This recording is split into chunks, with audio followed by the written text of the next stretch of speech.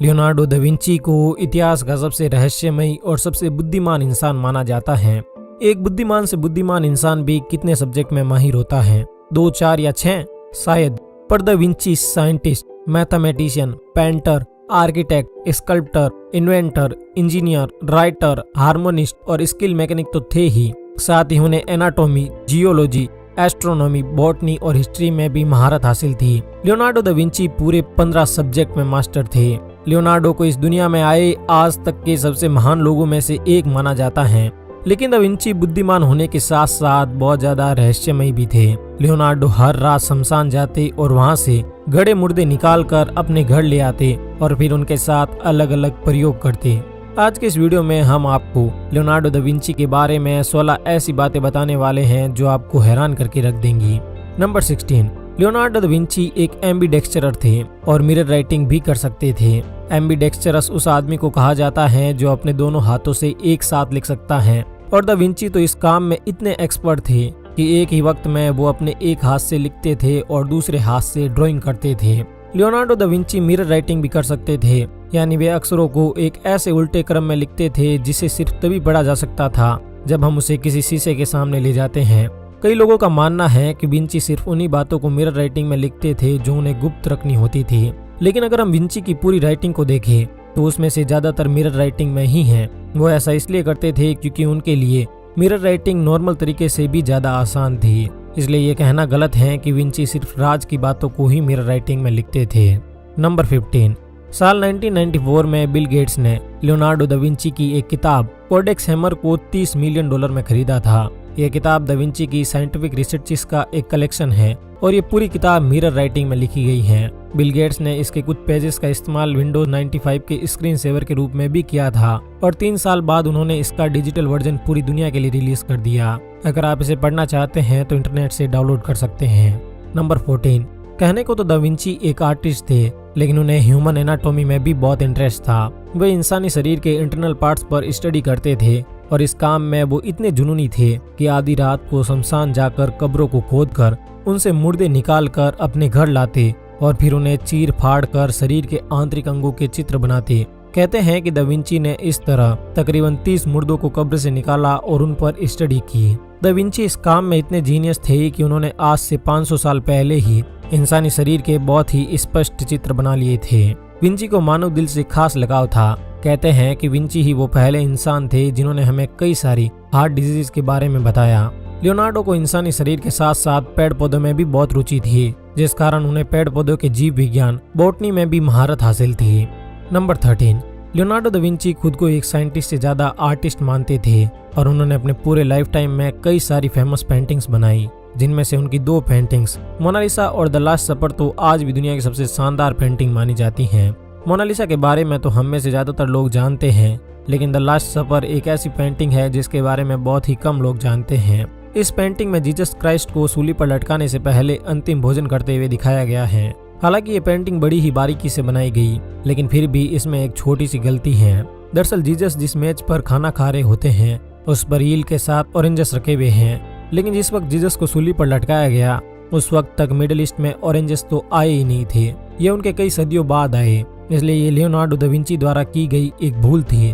दरअसल 16वीं सदी में जब विंची जीवित थे तब मिडिल ईस्ट में ईल के साथ संतरे खाना काफी कॉमन था, इसलिए उन्होंने इस पेंटिंग में भी ईल के साथ संतरे रख दिए। Number 12, Mona Lisa Leonardo da Vinci द्वारा बनाई गई आज तक की सबसे रहस्यमयी पेंटिंग मानी जाती है। दा विंची एक आर्टिस्ट और साइंटिस्ट दोनों थे, इसलिए अक्सर वो अपनी आर्ट और साइंस को मिक्स कर देते थे और इस चीज को मोनालिसा में भी देखा जा सकता है।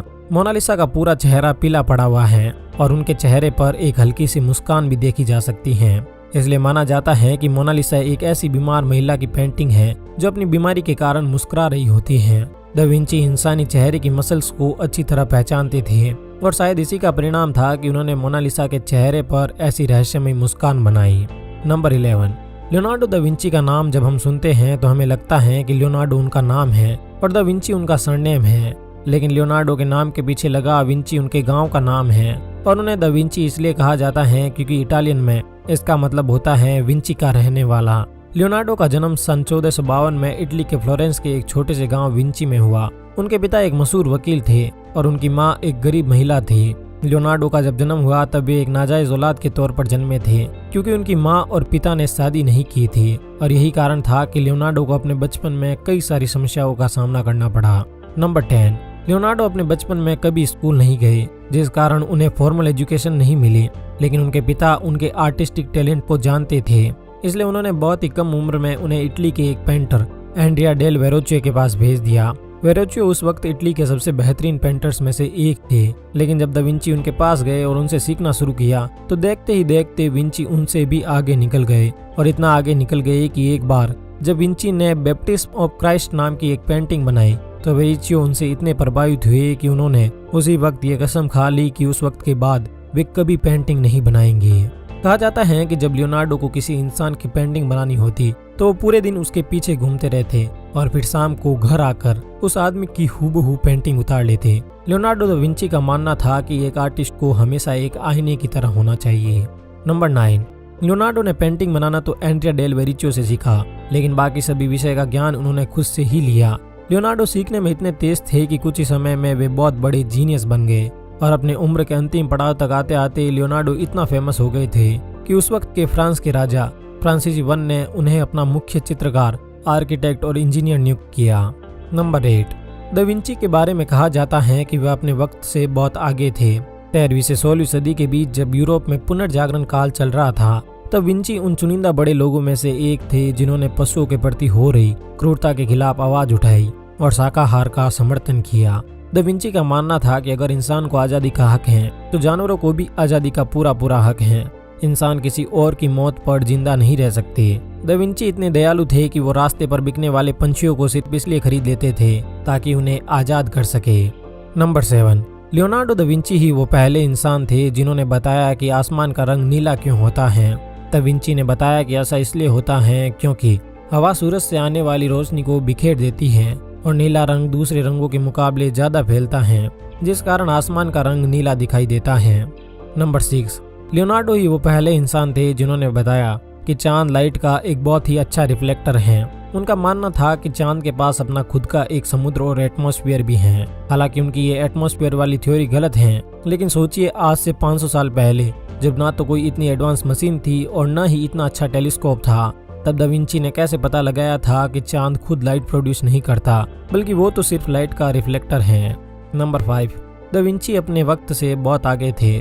उनकी कल्पना शक्ति इतनी शक्तिशाली थी कि उन्होंने आज से 500 साल पहले ही जब इंसान को हवा में उड़ने वाला हेलीकॉप्टर तो छोड़िए जमीन पर चलने वाली गाड़ी भी नहीं बनानी आती थी, तब उन्होंने हेलीकॉप्टर, प्लेन, टैंक और पैराशूट जैसे कंसेप्ट का इन्वेंशन किया जो आगे चलकर मानवता के बहुत काम आए। यहाँ तक कि कॉन्टैक्ट लेंसेज का आइडिया भी सबसे पहले दा विंची के दिमाग में ही आया। नंबर 4, निकोलो मैकियावेली, जो कि विंची के समय के ही एक मशहूर इटालियन फिलोसोफर थे। उन्होंने विंची के साथ मिलकर एक प्लान बनाया जिसके मुताबिक वो इटली के पिसा में बहने वाली आर्नो नदी का रुख मोड़ने वाले थे। मैकियावेली एक फिलोसोफर होने के साथ साथ पॉलिटिशियन भी थे और वे किसी भी तरह पिसा पर कंट्रोल करना चाहते थे, इसलिए उन्होंने ये प्लान बनाया। लेकिन अनफॉर्चुनेटली इन दोनों का ये प्लान कभी पूरा ही नहीं हो पाया। मैकियावेली और विंची के बारे में ये भी कहा जाता है कि जब वो एक बार फ्लोरेंस में एक दूसरे से मिले तो इंटीमेट भी हुए, हालांकि इस बात का कोई भी लिखित प्रमाण नहीं मिलता। नंबर 3, 1473 में अर्नो वेली नाम की अपनी सबसे पहली पेंटिंग बनाने वाले दा विंची ने अपने जीवन में कई पेंटिंग्स बनाई, लेकिन उनमें से आज सिर्फ 20 से भी कम पेंटिंग्स ही सरवाइव कर पाई हैं, जिनमें मोनालिसा और द लास्ट सपर भी शामिल हैं। नंबर 2, आज के समय जब हम लियोनार्डो दा विंची का नाम सुनते हैं तो हमारे दिमाग में एक जीनियस आदमी की छवि आती है, लेकिन दा विंची एक प्रोक्रेस्टिनेटर थे, यानी कि उन्हें हर काम में टालमटोल करने की आदत थी और उनकी इसी आदत के कारण उनकी कई सारी राइटिंग्स और पेंटिंग्स आज भी अधूरी हैं। नंबर 1, 2 मई 1519 को महज 67 साल की उम्र में लियोनार्डो दा विंची इस दुनिया को छोड़कर चले गए।